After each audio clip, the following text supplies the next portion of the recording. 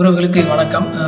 சமீப காலமாக 2-3 நாட்களுக்கு முன்னாடியிலேருந்து தொடர்ச்சியாக மக்கள் எல்லாமே பேசக்கூடிய ஒரே ஒரு விஷயம் என்ன அப்படின்னா, இந்த ஜனநாயகம் படம் ரிலீஸ் ஆகலை, திரையில் வெளியிடவே இல்லை. அடுத்து பராசக்தி, இந்த படம் 2 படம் பற்றி தான் இன்றைக்கி நிறைய பேர் பேசிக்கிட்டே இருக்கீங்க.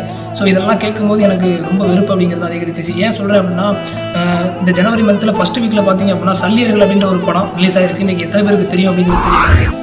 தமிழர்களுடைய வரலாற்றை வச்சு எடுத்த படம் தான் சல்லியர்கள். இலங்கை தமிழர்களுக்கும் சிங்கள இராணுவத்திற்கு இடையே நடந்த போர் தமிழர்களுடைய வரலாற்றை வச்சு எடுத்த படம் இந்த சல்லியர்கள் படம். இந்த படத்தை பற்றி யாருமே அதிகமாக பேசுறது கிடையாது. நிறைய யூடியூபர்ஸ் இருக்கீங்க, நிறைய இன்ஸ்டாகிராம் இன்ஃப்ளூன்சர்ஸ் இருக்கீங்க, ஆனால் யாருமே என்ன பண்ணுறதுலன்னா தொடர்ச்சியாக பேசுறதே கிடையாது. ஆனால் இன்னைக்கு சாதாரணமானவங்க கூட இன்னைக்கு ஜனநாயக படம் ரிலீஸ் ஆகலை அப்படின்னு சொல்லிட்டு என்ன பண்ணுறாங்கன்னா இறங்கி பேசுகிறான். ஏன் சல்லியர்கள் படத்தை பற்றி இன்னைக்கு நிறைய பேர் பேசவே இல்லை? அதான் எனக்கு முதல் கேள்வியாக. நம்ம தமிழர்களுடைய வரலாறு மறைக்கப்படுவதற்கு முக்கிய காரணமாக இருக்கக்கூடியது நம்ம தமிழர்கள் மட்டும்தான். ஏன்னா இன்னைக்கு தமிழர்களுடைய வரலாற்று படங்களை இன்னைக்கு எத்தனை பேர் பார்க்குறீங்க? யாருமே பார்க்குறது.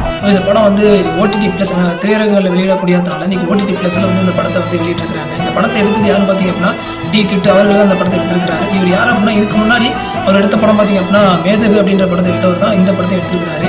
மேதகு அப்படின்னா நம்முடைய பிரபாகரனுடைய வரலாற்றை தான் படமாக எடுத்திருந்தாரு. ஸோ அதில் நிறைய பிரச்சனைகள் வந்தது. ஸோ அதை தாண்டி இப்போ இந்த படத்தை அப்படிங்கிறது எடுத்திருக்கிறாரு. இது என்ன சல்லியர்கள் அப்படின்னா என்ன அப்படின்னா, போர் நடக்கக்கூடிய இடத்துல இது ஒரு படை சல்லியர்கள் அப்படின்ற ஒரு படம் இருக்கிறாங்க. இவங்களோட வேலை என்ன அப்படின்னா, அங்கே போரில் அடிப்பட்டவங்களுக்கு மருத்துவம் பார்க்குறது அப்படிங்கிறது இவங்களோட வேலை இருக்குது. ஸோ அந்த ஸ்பாட்டில் மருத்துவம் பார்க்குறது, அப்படி மக்கள் கூட்டு அங்கே மருத்துவம் பார்க்குறது அப்படி இல்லை அப்படின்னு நிறைய ஹாஸ்பிட்டல் கொண்டு போகிறது. ஸோ இது ஒரு படம் இருக்குது அப்படிங்கிறத தெரியப்படுத்துறது தான் இந்த படம் அப்படிங்கிறது.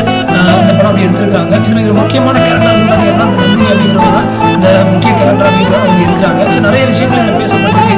இருந்தாலும் இந்த படம்